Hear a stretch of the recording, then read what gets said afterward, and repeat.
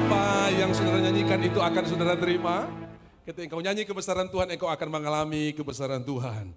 Haleluya. Tadi saya sudah berkata bahwa ada satu pewahyuan yang luar biasa. Sudah tahu Yesaya 54 itu setelah Yesaya 53. Apa yang ditulis dalam Yesaya 53? Penyakit kita yang ditanggungnya, dosa kita yang ditebusnya. Ya, dia saudara-saudara yang dikasihi oleh Tuhan. Kalau saudara lihat gambar Yesus yang di rumah kita disalibkan, aduh itu terlalu mulia saudara ya.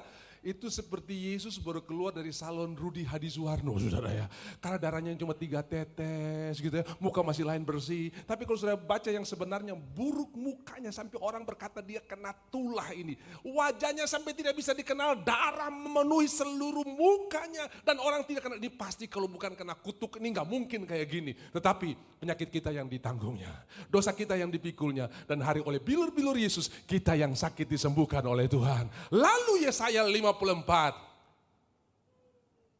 Hei saudara-saudara yang mandul. Hei saudara-saudara yang tidak berbuah. Bersiaplah, get ready lah. Karena yang tidak punya suami akan punya anak lebih banyak daripada yang bersuami. Artinya apa? Ada buah-buah kemenangan yang dikerjakan oleh tubuh dan darahnya. Saya percaya produktivitas yang mandul hari ini bersiap. Tuhan akan berikan produktivitas yang luar biasa. Tiba-tiba saudara punya ide-ide yang cemerlang. Tuhan akan berikan begitu banyak resource buat saudara. Begitu banyak visi yang luar biasa. Sehingga saudara akan maju dari kemuliaan kepada kemuliaan. Kenapa? Karena darah Yesus telah membuka jalan bagi kita semua. Amin. Kita Kolose berkata bahwa kita bisa memercikan darah Yesus untuk semua dan segala sesuatu, ya, termasuk mobil saudara, rumah saudara, motor saudara, ya. Dan jangan karena alasan saudara percikan darah Yesus di mobil terus batas kecepatan 100 km saudara hajar 200 saudara ya. Waduh, saya percaya waktu saudara lari 200 km per jam mobil jadi ringan karena malaikat-malaikat turun dari kupu mobil semua. Jadi kupu mobil jadi ringan saudara ya. Jadi tetap taat kepada peraturan ya. Dan kita akan lihat bagaimana nubuatan-nubuatan yang Tuhan sampaikan sementara tergenapi. Tadi saya singgung sedikit tentang Yesaya pasalnya yang ke-11 ayat yang ke-9. Bagaimana semua yang terjadi di muka bumi ini, kemuliaan Tuhan, kebenaran sementara melanda bumi ini seperti air menutup lautan. Tidak ada yang akan berbuat jahat atau yang berlaku busuk di seluruh gunung kudus yang Tuhan. Dan seluruh bumi penuh dengan pengenalan akan Tuhan seperti air laut menutupi dasarnya. Dulu kita suka nyanyi lagu ini ya, di seluruh dunia roh Allah bekerja dan iblis berusaha untuk mengcover atau menutupi seluruh bumi ini juga dengan pandemik, tetapi Tuhan sudah menjadikan kemenangan bagi kita semua. Bahkan lewat pandemik ini nama Tuhan diberitakan di kiri kanan di mana-mana di seluruh penjuru dunia, dan dia bingung sekarang karena ada begitu banyak pertobatan yang terjadi di seluruh dunia. Dimulai juga dengan bangsa Israel yang sampai hari ini banyak yang belum percaya Yesus, tapi mereka sudah mulai percaya tentang banyak pujian penyembahan yang sudah dinaikkan. Bahkan di Israel ada menara doa yang sangat luar biasa ya, menara doa bagi seluruh bangsa, dan mereka membagi seluruh dunia ini lewat pintu-pintu gerbang yang ada di tembok Yerusalem. Ada 12 pintu gerbang dan luar biasa Papua masuk dalam Golden Gate atau pintu gerbang timur, Eastern Gate sudah ya. Pintu gerbang timur itu atau Golden Gate di mana kalau kita tarik garis saudara ya, Papua masuk di dalamnya. Dan saya percaya bahwa memang Tuhan Yesus akan datang dari timur saudara ya. Dan pintu gerbang itu akan dilewati oleh Yesus karena kitab Yehezkiel berkata pintu gerbang itu harus tetap tertutup. Dan sampai hari ini masih tertutup.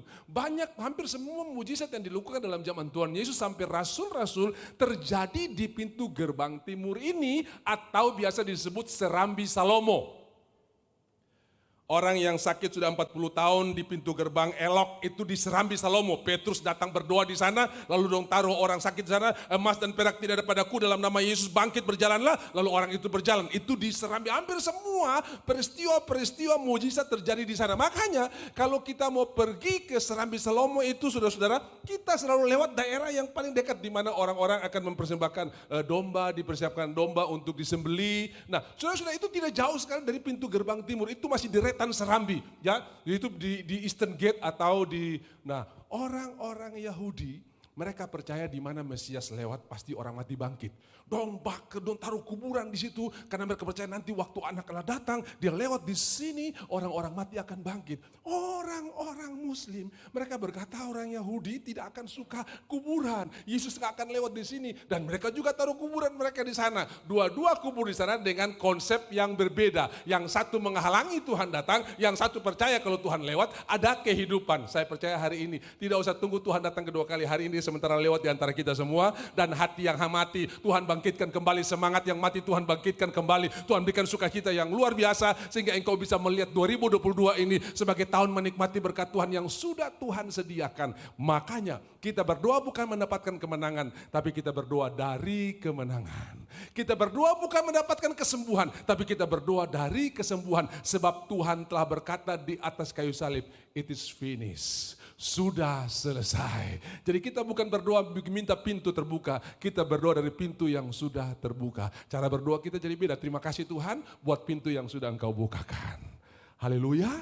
Terima kasih Tuhan buat kesembuhan yang sudah Engkau berikan. Dan apa yang kita doakan itu akan menjadi berkat, akan nyata di dalam kita. Dan kita lihat bagaimana berkat Tuhan yang luar biasa. Tadi saya mulai, apa yang kita nyanyikan, apa yang kita ucapkan, itu menentukan kemenangan yang kita terima. Sekali lagi, Injil bukan soal perilaku yang benar. Kemarin kita semua merayakan 167 tahun Injil masuk di tanah Papua. Saya memimpin ibadah perayaan di salah satu instansi. Mereka bikin di pinggir pantai dan ada yang bersaksi, kalau bukan Injil ketong di Papua ini terjadi apa-apa. Maksudnya apa? Ketong baku bunuh, ketong berkelahi, tapi karena Injil kita semua jadi orang yang memuliakan Tuhan. Jadi saudara, Injil itu bukan soal perilaku yang benar, percaya yang benar. Ketika percaya benar, perilaku kita benar. Ketika percaya salah, perilaku kita pasti salah. Jadi Injil itu bukan mengubah perilaku, tapi mengubah percaya. Makanya saudara-saudara, kata pertobatan atau metanoia itu artinya perubahan pikiran. Jadi waktu pikiran, pola pikir kita berubah, cara bertindak kita pun ikut berubah. Bisa bilang amin?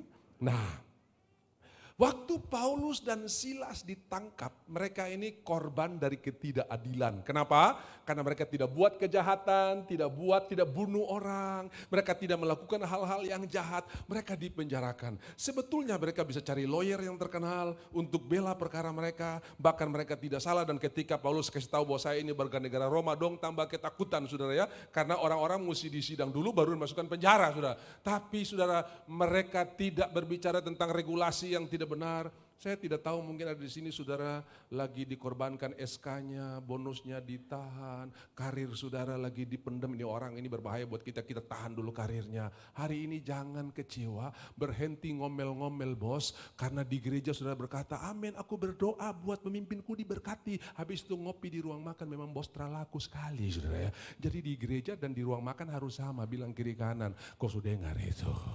Ya kadang-kadang kan mari kita berdoa buat bangsa dan negara, kita berdoa buat pemerintah, haleluya saudara-saudara, Tuhan berkati pemerintah ini, amin. Habis itu kita duduk makan, memang pemerintah terlalu laku sekali. Masa cuma kesturung minyak goreng saja terbisa sampai hari ini. Nah kita tidak, jadi doa kita di gereja harus sama dengan ucapan kita di ruang makan, amin. Nah, Paulus dan Silas ini dalam keadaan tidak adil, hak-hak mereka diambil, tetapi mereka tidak berbicara, kira-kira pasal mana yang bisa kita pakai untuk serang balik? Tidak. Mereka tidak bicara nih hukum tidak adil, tajam ke atas, tajam ke bawah, tumpul ke atas. Tidak. Mereka bilang mari kita memuji Tuhan. Saya percaya pujian yang mereka nyanyikan bukan pujian sayang diri, tapi pujian meninggikan Tuhan. Dan Alkitab tulis, belenggu-belenggu terlepas. Saya percaya salah satu cara untuk saudara bebas dari kecanduan adalah banyak memuji Tuhan dan nyanyikan kebesaran Tuhan. Pak, saya ikut terapi, betul. Terapi hanya menolong sebentar dan kalau saudara tidak baik-baik lagi bisa balik lebih jahat lagi.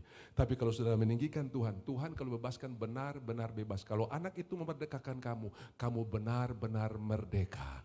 Bisa bilang amin? Tepuk tangan buat Tuhan kita yang luar biasa. Dan saya sudah melihat, saya sudah mendengar ada banyak orang yang terikat dengan hal-hal yang tidak berkenan. Dibebaskan Tuhan, tuntas, tas. Luar biasa. Kenapa? Karena kita menyanyikan kebesaran Tuhan. Paulus dan Silas menyanyikan kebesaran Tuhan, di punggung mereka ada bilur yang sangat banyak. Alkitab tulis, bukan cuma belenggu terlepas, pintu terbuka. Setiap kali belenggu dilepaskan, disertai dengan pintu-pintu yang terbuka.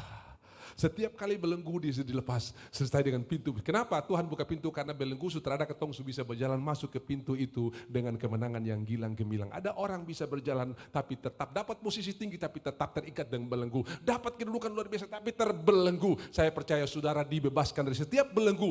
Tidak peduli posisi saudara mau tinggi ke rendah. Kalau engkau bebas, engkau sementara menikmati berkat Tuhan yang luar biasa. Dan pemimpin penjara, kepala penjara, dia ambil pedang, hunus pedang untuk bunuh dirinya. Karena buat apa aku hidup lagi, semua tahanan sudah lari. Paulus berkata, jangan apa-apakan dirimu, kami masih ada di sini. Lalu dia datang dan sujud kepada mereka. Saudara lihat, yang memenjarakan mereka sujud kepada yang dipenjarakan.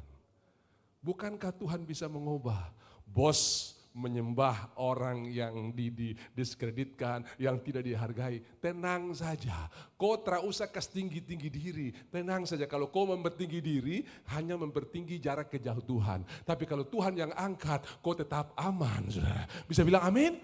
Kepala penjara datang menyembah kepada orang yang dipenjarakan. Saudara, mungkin ada saudara yang sementara karirmu dipenjarakan. Tenang saja. Kami memuji itu Injil. Injil bisa buat kita memuji Tuhan walaupun kita sementara diperlakukan tidak adil. Amin. Lalu mereka datang. Ini bukan kasus pertama. Di dalam perjanjian lama Ishak pernah diusir oleh Abimelek. Karena Ishak ini seorang yang suka bersyukur. Dalam keadaan pandemi, kelaparan demi kelaparan yang bertubi-tubi. Dia tetap bersyukur. Akhirnya Tuhan berkati apa yang dikerjakan 100 kali lipat. Abimelek iri. Dia usir Ishak. Jangan saudara kaget kalau ada orang iri dengan keberhasilan saudara. Haleluya, tetap bersyukur. Tetap bersyukur. Dia usir. Ishak pergi, haleluya. Aku tetap jadikan Tuhan sebagai andalan, bukan kekuatan, bukan hartaku, ya, bukan posisiku. Tuhan sebagai andalan. You usir saya silakan. Padahal Ishak bisa sewa tentara, dia bisa pakai uangnya untuk apa-apain Abimelek, tapi tidak, dia tetap mengandalkan Tuhan. Sudah tahu, waktu dia pergi tidak lama kemudian Abimelek datang. Lalu Ishak bilang begini, kau tersuka saya baru kenapa sekarang kau sudah datang sama saya. Baca itu di Kejadian 26. Tuhan bisa mengubah orang-orang yang tadinya mendiskreditkan saudara menjadi orang-orang yang memberkati saudara. Jadi kau ganti kau berdoa yang lagi berdoa, Tuhan kalau boleh kepala kantor cepat mati sudah, dia itu yang bikin sapu karir terjadi. Stop, kau ganti dulu. Tuhan kalau boleh sebelum dia mati dia bertobat dulu supaya dia tahu Tuhan yang saya sembah Tuhan yang luar biasa. Bilang kiri kanan, saya setuju dengan pendeta itu. Kalau setuju langsung ganti kau berdoa ya. Jangan berdoa dia mati dulu. Karena ada orang bilang begini, aduh Pak, dia belum mati-mati sampai sekarang Pak. Saya berdoa dia belum mati-mati. Malah tambah kau berdoa dia mati, dia tambah sehat saudara ya. Berdoa supaya dia bertobat. Abimelek datang. Bukankah kau tersuka saya? Telah aku lihat Tuhanmu luar biasa. Biarlah mereka bisa memuji Tuhan yang memberkati engkau. Tuhan yang luar biasa. Katakan amin yang setuju. Tepuk tangan buat Tuhan kita. Lalu saudara lihat, begitu kepala penjara datang bersujud, apa yang harus kami lakukan supaya aku selamat? Apa yang harus aku lakukan supaya aku selamat? Paulus berkata, percayalah kepada Tuhan. Robah kapu sikap itu? Tidak. Robah kau kelakuan? Tidak. Kebanyakan orang tua serang kelakuan anaknya. Tapi Tuhan ajar dia percaya Tuhan. Tuhan itu baik, Tuhan itu luar biasa. Bisa bilang amin? Kalau anak saudara bertengkar, jangan serang perbuatannya. Jangan serang pribadinya, serang perbuatannya. Saudara bila perlu berlutut, eyes contact, mata ketemu mata, lalu bilang ini kamu anak manis. Tapi yang kamu lakukan itu tidak bagus. Yang diserang perbuatan bukan pribadinya. Kita, kau ini anak lahir dari mana? Dari lubang batu kah? Kau ini, papa penginjil, orang tua majelis, opa pemberita injil, anak ini kepala batu. Itu pribadinya yang diserang. Perbuatannya yang diserang, pribadinya dikasihi. Ya, jadi saudara-saudara, apa yang terjadi? Lewat perbuatan itu, maka anak itu merasa orang kalau dikasihi, brutalnya hilang. Orang kalau dikasihi, sensasi-sensasi yang dia buat hilang. Orang kalau dikasihi, saudara-saudara yang dikasihi. Paulus berkata kepada kepala penjara, percayalah kepada Tuhan. Maka engkau akan selamat, engkau dan seisi rumahmu. Satu orang benar di dalam rumah, seisi rumah akan diselamatkan. Jadi kau pulang bilang begini, kau ini hari Minggu ke gereja, salah. Kau mesti percaya dia sudah diselamatkan. Kau orang benar, kau biji mata Tuhan. Ya ucapkan, karena satu orang benar diselamatkan, seisi rumah diselamatkan. Rahab percaya kepada Tuhan, seisi rumahnya selamat. Saya percaya. Ini kali saudara baru datang sendiri. Minggu depan dong akan bilang saya ikut kau. Sebab saya telah lihat Allahmu luar biasa. Jangan di gereja memuji Tuhan, haleluya, puji Tuhan, di rumah trompet bocor saudara ya. Itu. Orang itu ada duduk di sini kah? Tidak ada. Dia pakai baju warna apa kah? Di rumah dan di gereja sama, karena rumah itu tempat ibadah yang luar biasa juga. Jadi kalau kau haleluya di sini, di rumah juga haleluya. Kalau saudara biasakan itu bahkan di dalam penjara pun kita haleluya. Kepala penjara itu diselamatkan. Kisah itu bisa saudara baca di dalam Kisah Rasul pasal 16. Itu tentang kepala penjara Filipi yang bertobat. Seisi rumahnya diselamatkan. Hari itu juga malah kepala penjara yang obati bilur-bilur dan luka yang muncul, yang ada di dalam tubuh dan kehidupan Paulus dan Silas. Dia yang obati, dia yang ambil betadin, dia pergi sudah, bebas sudah. Nah, sudah bisa lihat bahwa ketika kita memuliakan Tuhan, bukan cuma belenggu terlepas, pintu terbuka, jiwa diselamatkan, dan kita merdeka dari segala intimidasi. Wow, kepala kena bantal, mimpi sorga.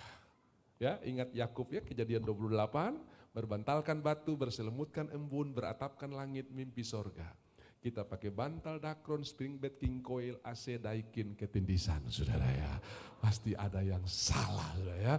Jangan pergi tidur dengan masalah, pergi tidur dengan janji Tuhan. Tadi di kantor diperlakukan tidak adil, gua nggak bawa di kamar tidur, gua bawa janji Tuhan. Keadilan Tuhan akan muncul, seperti fajar akan muncul, begitulah kebenaran akan muncul di dalam saya. Pergi tidur, kepala kena bantal hilang, mimpi sorga, malaikat Allah turun naik. Bisa bilang amin. Semiskin-miskinnya jemaat di ruangan ini, tidak ada yang pakai bantal batu di rumah, betul tidak? Kalau ada habis ibadah sudah tunggu saya di luar, bilang Bapak, yang tadi Bapak bilang saya kayak Yakub masih pakai bantal batu, saya akan beli bantal saudara saat ini juga. Bahkan kita punya bantal terpilih sudah. Tahu dakron, bulu angsa saudara ya. Wih. Kalau Yakub bantal, jadi kita bantal sudah, terus gaya tidur kayak kata orang Papua, besok telinga satu hilang saudara ya. Habis. Tapi Yakub mimpi surga, malaikat turun naik, dan tempat itu berubah jadi Luz menjadi Betel.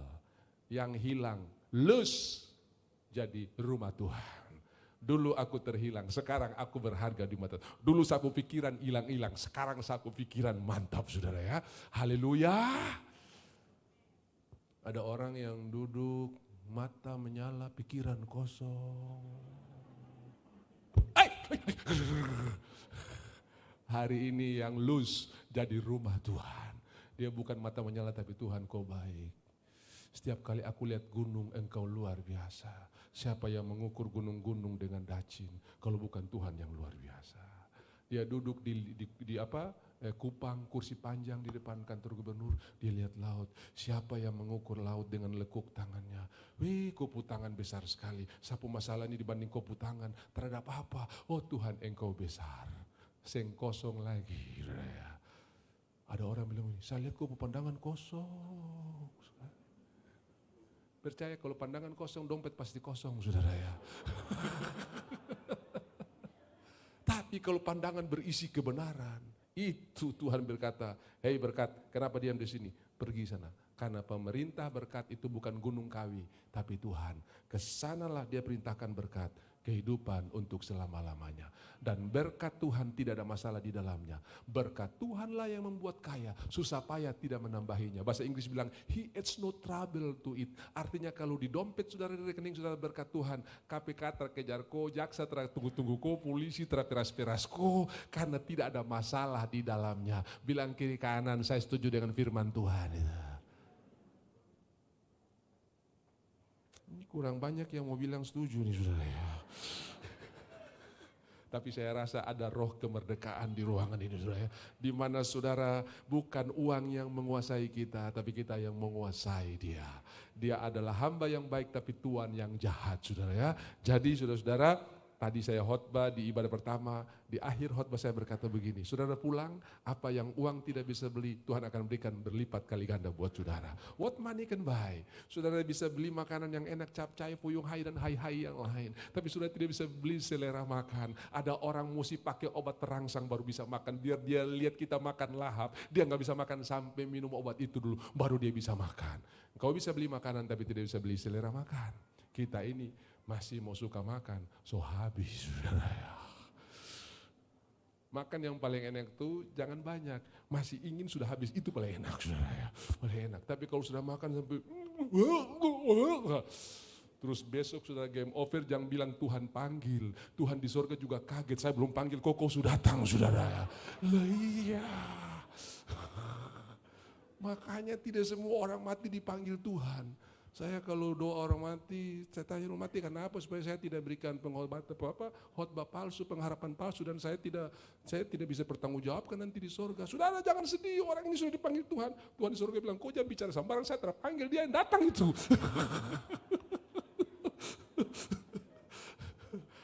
Amin.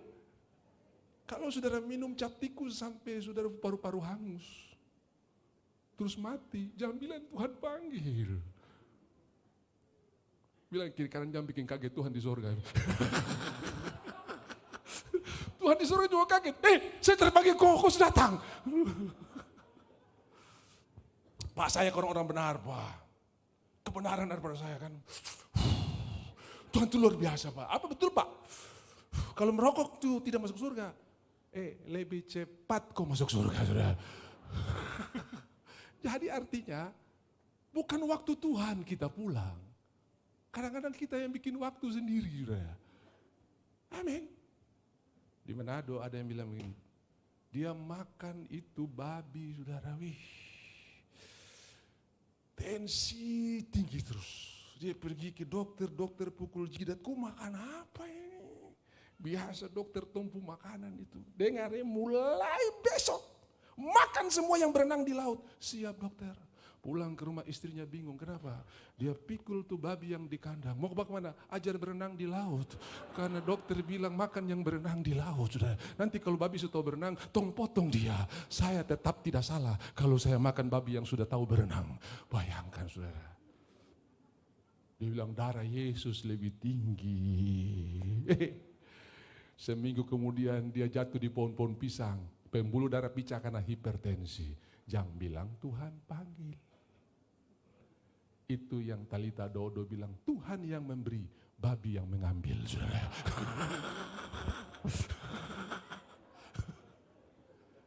Soalnya kok dari tadi ini tegang kayak di kebaktian orang mati. Saudara. Bilang ini kebaktian kelepasan. Amin. Yang terikat bebas. Tadi kita sudah nyanyi, saya dapat dengar bunyi rantai terlepas ya, chain terlepas ya. Kling, kling, kling. Dan itu sebentar terjadi secara profetik, saudara ya. Segala ikatan, sudah terlepas oleh Tuhan. Haleluya. Tadinya yang punya ikatan bersaing dengan tetangga. Dia televisi 30, saya 50. Dia 50, saya 60. Sekarang sudah terlepas semua ikatan itu, saudara ya. Haleluya, itu kuasa firman Tuhan. Dia bisa berikan satisfy, rasa puas yang sungguh luar biasa di dalam kita. Orang kalau ketemu Tuhan biar pulang jalan kaki, haleluya saudara ya. Tapi kalau orang gak punya Tuhan, dia pakai motor apa? Berapa cc? Saya beli, nanti kau tunggu ya. Kau punya baru 150, saya pesan 250 cc saudara ya. Kondom baku hajar di dodok 2. Satu tabrak tiang listrik, satu trotoar. Baku dapat di surga. Kenapa kita berusin? Baku kecelakaan tadi saudara ya. Tidak lagi ada rasa untuk bersaing lebih hebat dari yang lain. Kenapa? Karena Injil itu kekuatan Tuhan. Injil memberikan kepuasan yang luar biasa di dalam kita. Sekalipun kita kehilangan segalanya. Saya ingat ada seorang ibu yang begitu sukacita punya Tuhan. Satu waktu rumahnya dirampok. Dan ini perampokan yang tidak pernah terjadi selama zaman ini ada. Kenapa?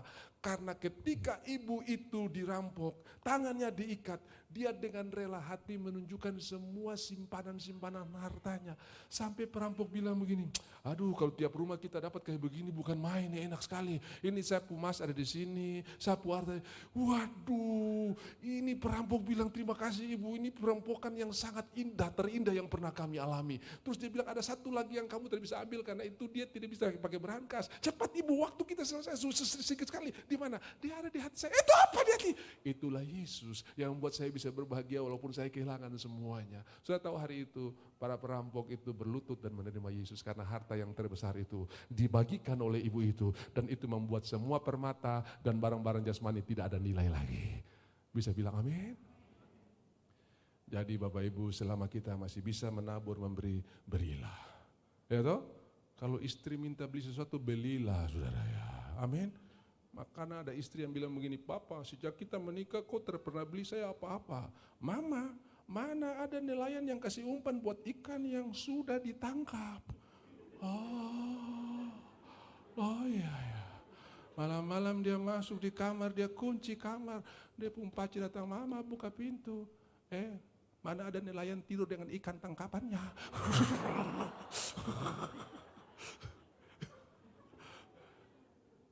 Kita sudah bebas dari ketamakan, saudara ya. Amin.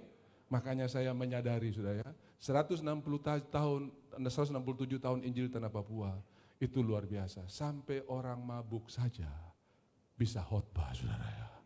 Betul.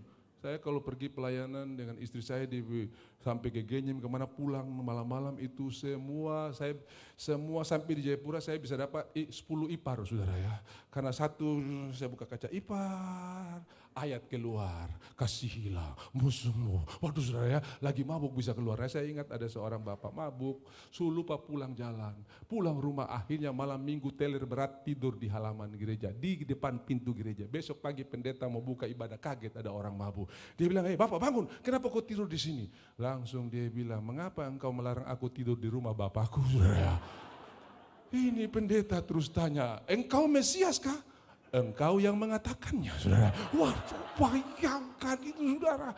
Langsung dia telepon polisi, tolong datang jemput nih orang, kita mau ibadah, kita mau keluar. Begitu polisi datang, dia bilang, tibalah saatnya anak manusia diserahkan ke tangan orang berdosa. Bayangkan, saudara ya, sampai begitu dia masih bisa tahu. Waduh. Saya terajar kok ayat untuk bertengkar di rumah ya saudara. Ambil pukul istri, dengarlah firman Tuhan. Hei istri-istri, tunduklah kepada suamimu. Aduh, karena ini pernah terjadi. Ada pendeta yang habis tampil yang istri, dia bilang, dengarlah firman Tuhan. Istri-istri tunduk kepada suamimu. Aduh.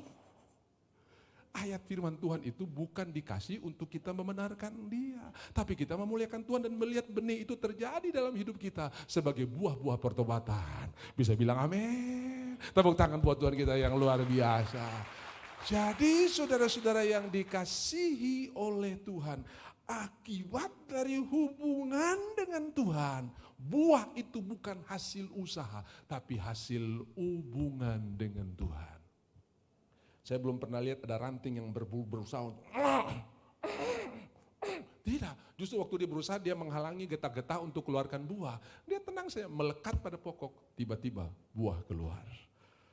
Saudara yang berusaha untuk, aduh saya mau sabar. Saudara tenang, melekat saya sama Tuhan. Aku kebenaran dalam Kristus. Jadi saudara-saudara, Paulus mengajarkan kepada kepala penjara di Filipi ini, percayalah kepada Tuhan. Percayalah kepada kebenaran. Hidupmu pasti akan berubah. Jadi sekarang sudah tahu ya,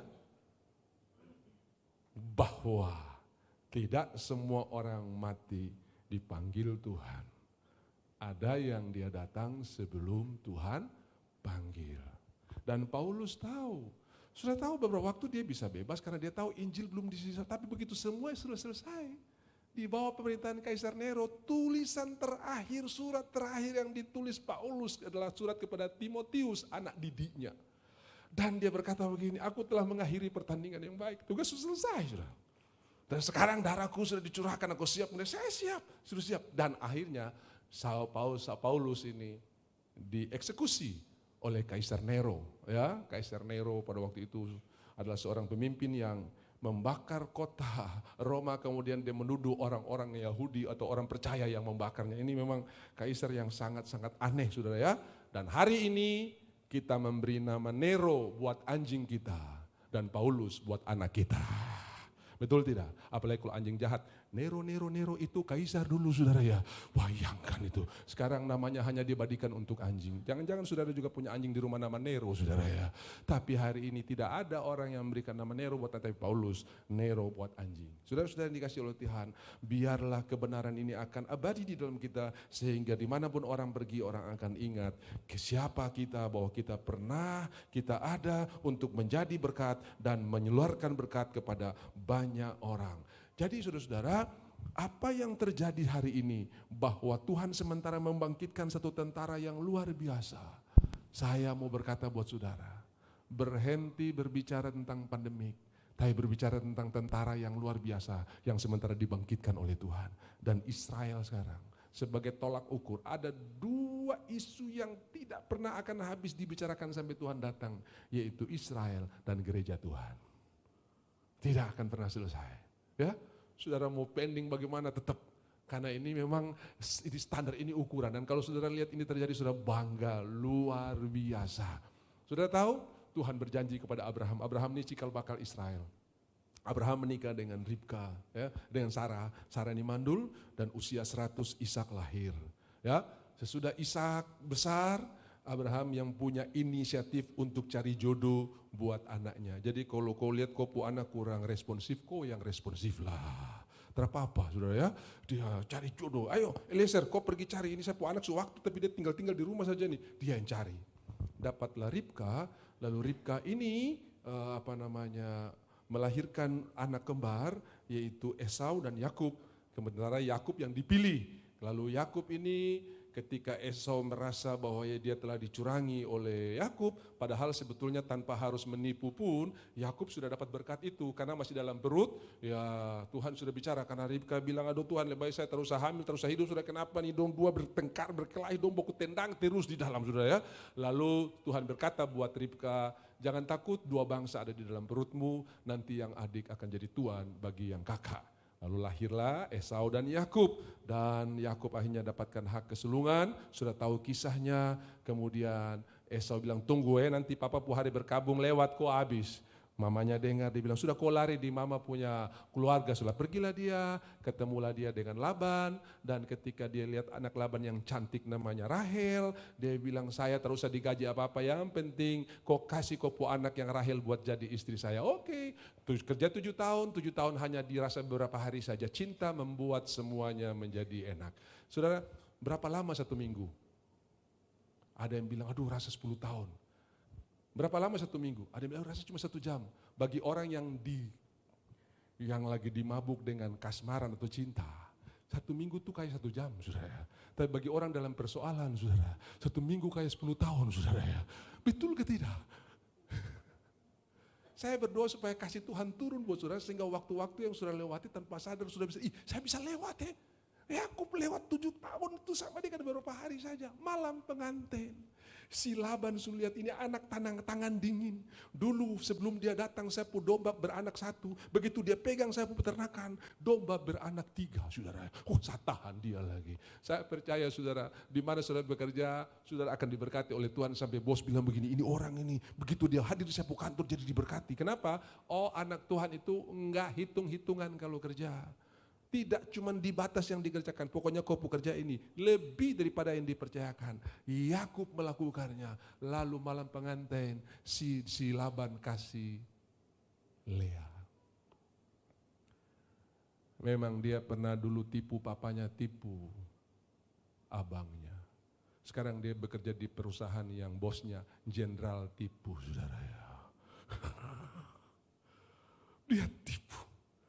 Begitu bangun pagi dia bilang, mungkin apa lain? Tompung adat tidak biasa, adik kawin lebih dulu. Jadi kok kerja lagi 7 tahun, 14 tahun hanya untuk cari istri. Oh, saya lihat di Papua jangan 14 tahun, 1 bulan honor saja Honda Bitsu ada di rumah, saudara ya. Ini 14 tahun tidak ada apa-apa. Jadi dengarkan, kok hari ini mungkin belum bisa beli rumah, dengarkan Tuhan rapel 1 kali kau pica-pica. Itu mau amin saudara ya.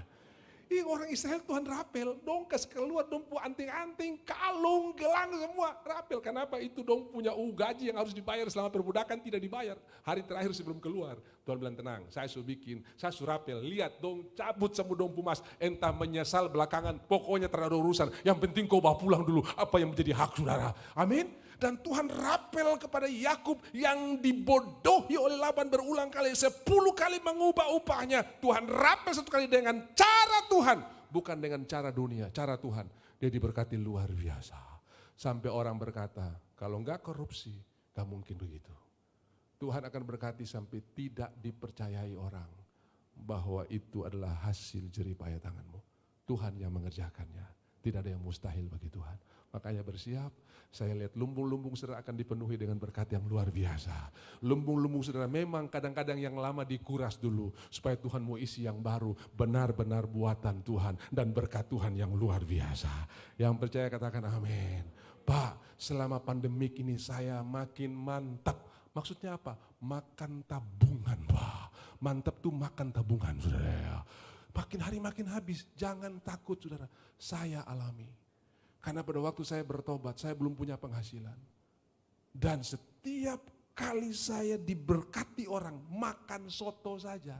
Celengan saya yang saya simpan-simpan untuk bantu orang tua bayar uang sekolah, habis untuk buka perpuluhan. Jadi kalau saya ditraktir, saya pula ingat, sotonya berapa bang? 10.000, saya pulang ambil 1.000. Orang lain celengan tambah hari tambah berat, saya punya tambah hari tambah ringan. Orang berkati saya karena saya waktu itu baju cuma 1, celana cuma 1. Dan itu pun harus simpan di gereja. Karena kalau saya simpan di rumah, saya tidak bisa pergi ibadah. Jadi hari Minggu saya keluar dengan celana pendek, orang tua bilang, oh dia tidak pergi ibadah biasa.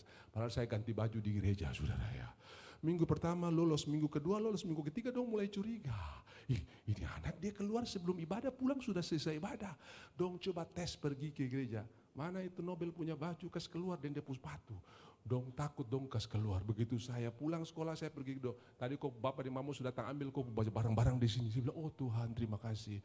Ini harta tersembunyi. Saya harus bilang mama papa saya pergi ke gereja. Aduh saudara saya disidang. Saya disuruh duduk. Saya tidak boleh pergi ibadah. Waduh saudara saya mau ibadah dulu pertempuran dan peperangan.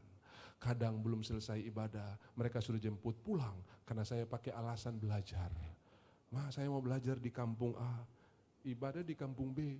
Heran dong tercari di tempat saya tunjuk belajar, dong cari di gereja. Betul saya di sana ada haleluya, haleluya. Wih, betul. Memang saya pergi belajar karena mereka minta saya untuk tolong pelajaran-pelajaran mereka. Saya bilang 1 nomor saya suka contoh, yang 9 sama, bikin. Saya mau pergi ibadah. Oh iya nggak apa-apa. Yang penting kami sudah tahu jalannya. Udah saya pergi. Betul mereka cari di tempat ibadah. Saya lagi memuji Tuhan. Panggil itu orang yang di belakang pakai baju itu. Sementara ibadah, ada orang cari di luar. Begitu saya keluar, pulang. Belum khotbah saya sudah pulang. Jadi saudara, saya tuh ingin ibadah. Belum selesai sudah bawa pulang. Saudara-saudara punya waktu untuk beribadah. Belum selesai sudah pulang sendiri saudara ya. Saya ingin sampai selesai tidak bisa. Saudara punya waktu sampai selesai. Kok saudara tidak ambil? Pendeta cepat sudah, ini sudah makan ini. Saya ada acara di BSG ini. Aduh, di Medan ada jemaat bisa atur pendeta. Pak pendeta, ini persembahan khotbah yang terlama sebentar ada tinju. Bayangkan saudara ya. Tapi saya di sini gak ada. Di Ambon pernah ibadah kaum wanita sore hari pas seperti jam telenovela. Itu jemaat telepon ketua komunitas, WBI undur, ada telenovela lagi tegang-tegang, WBI bisa undur saudara ya. Bayangkan WBI itu ibadah wanita saudara. Saya mau berdoa saudara, firman Tuhan yang menggeser kefasikan, bukan kefasikan yang menggeser kebenaran. Bisa bilang amin? Saudara saya habis. Kalau ada, oh kasihan ini orang ini. Mereka beli saya baju, saya tidak bermaksud untuk melihat nilainya. Tapi saya boleh tahu kira-kira harga baju ini berapa. Kenapa? Saya mau buka perpuluhan.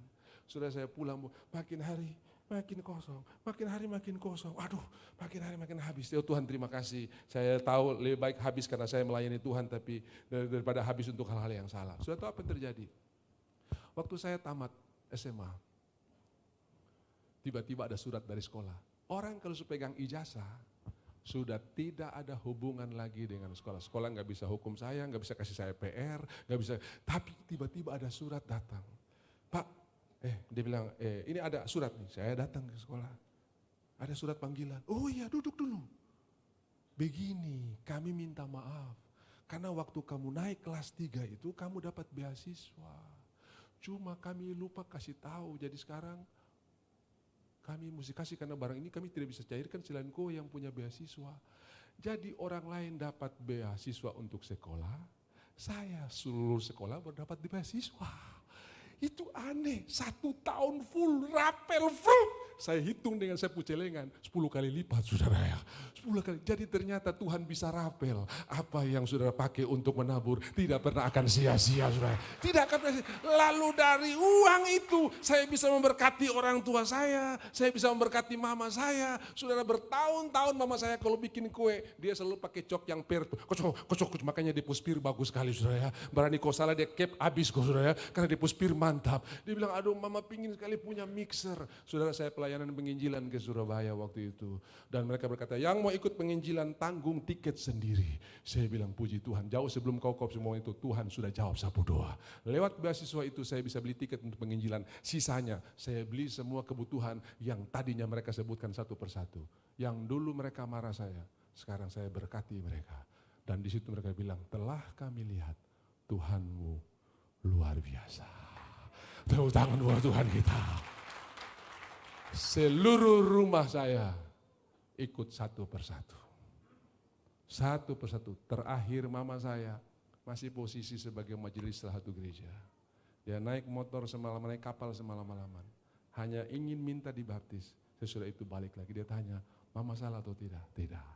Menyenangkan Tuhan, tidak pernah salah. Dia balik jalankan tugasnya sebagai majelis sampai selesai. Papa saya paling keras. Tapi akhirnya waktu Tuhan berkati saya kirim dia ke Israel. Diam-diam dia baptis di Sungai Yordan. Dong kasih tahu, kau bapak sucolo di sini. Saya bilang, Tuhan, terima kasih. Dia pernah lapor saya, dong yang lapor saya. Gengsi tinggi sekali memang saudara. Memang dia gengsi memang. Tapi akhirnya Tuhan bisa rapel hal-hal yang hilang dalam hidup kita. Saya percaya ada Tuhan yang sama, yang sudah melakukan perkara-perkara ajaib. Saudara pun akan mulai berkat yang luar biasa. Mari kita bangkit berdiri. Horamaya sikacakaya ramasya.